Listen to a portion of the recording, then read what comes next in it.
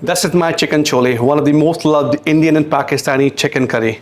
I'm cooking my chicken chole with chicken drumsticks. You can use any parts of your choice. You can also use boneless chicken. So on drumstick, apply deep cuts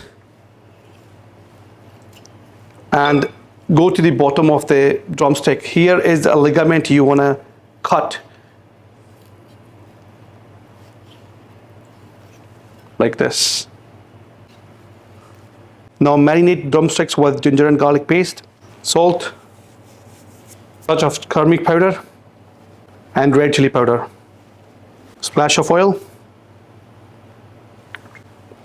and marinate well.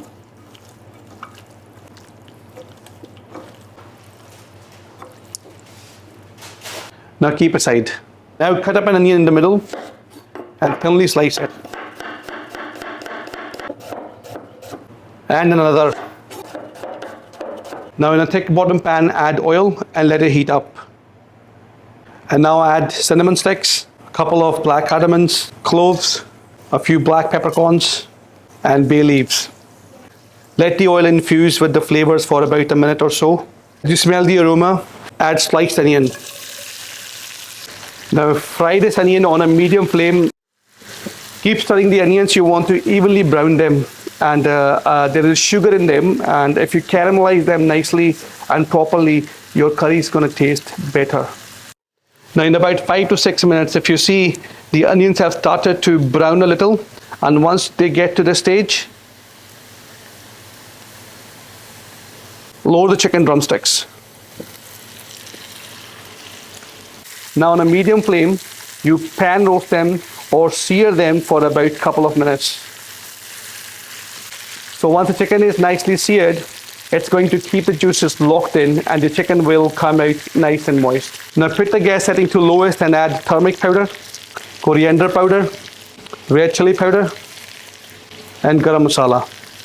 And now cook the spices for no more than 30 to 40 seconds. Now quarter a few tomatoes. Put these in a blender jar and make a fine puree. And then add it into the chicken. Now stir it. Season it with the salt and pan roast the chicken uncovered for about 3 to 4 minutes. Once the tomato have thickened and the sauce has left the oil, add hot water. Give it a stir and make sure nothing is sticking at the bottom of the pan.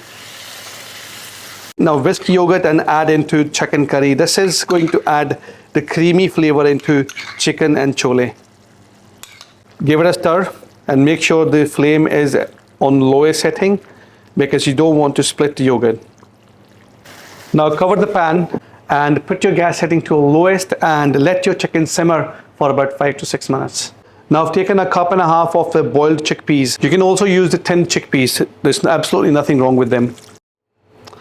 And now I'm going to add them into the chicken. And I'll also add sliced green chilies. Give them a stir. Now cover the pan and let it cook on a slow flame until the chicken is fully done. And now in about 5 minutes cooking time, the chicken is fully cooked. You can take a look. Pick up the biggest drumstick and go right in the middle and you can see it's juicy and it's tender. And at this stage I'm going to top it up with some kasuri methi. This is toasted kasuri methi and some freshly chopped coriander leaves and fresh ginger. And now stir it in. Trust me, this toasted kasuri methi with freshly chopped coriander and ginger adds an amazing flavor in any curry, especially in chicken chole. Cover the pan and let the curry rest.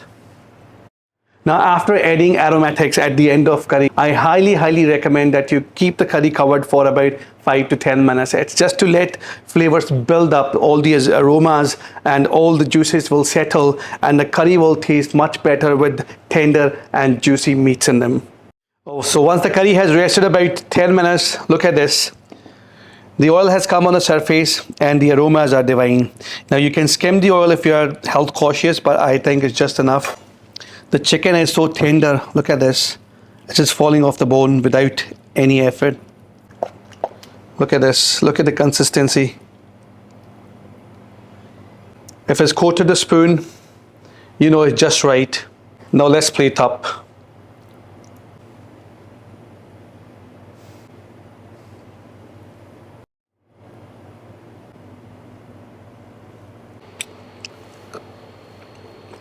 In my opinion, this is the best tasting curry ever for chicken and vegetables, especially with chickpeas. This tastes amazing. You must try this.